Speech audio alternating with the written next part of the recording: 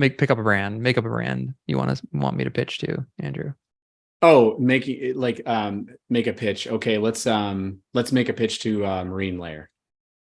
All right, I've never even heard of it. Perfect. Is that them? Okay. Mm-hmm.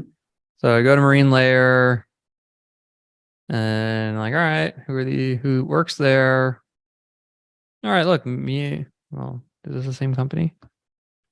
Let's go to this lady. Is she the CEO? All right, she's a board member. Great. Awesome. I know 10 people in common with her. Right. Okay, cool. Like I'm gonna go ping them and say, hey Julie, do you know Nancy well?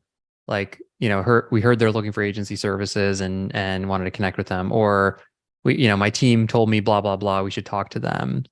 And so this was like, and we got this to a science where we had literally an entire system for how these referral requests would happen via LinkedIn.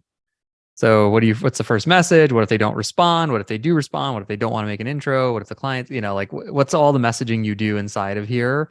And this is also just happens to be a great case study for using Growth Assistant, which is like, I would recommend anyone does this themselves for the first week or two, but then very quickly you get an offshore person to basically power this. Now you have to give them this level of detail, which the Growth Assistant team could help with, but this is a really, really helpful way. Now, remember, you're not selling them anything. That's really important because you start selling them something, they're going to get annoyed and your mutual contact's going to get annoyed. If you're trying to get to meet them and like talk shop, you'll learn things. And in that process, you ask questions like, do you guys use an agency? Oh, is it month to month? Is it annual? What's the best thing about them? What's the worst thing about them? Right.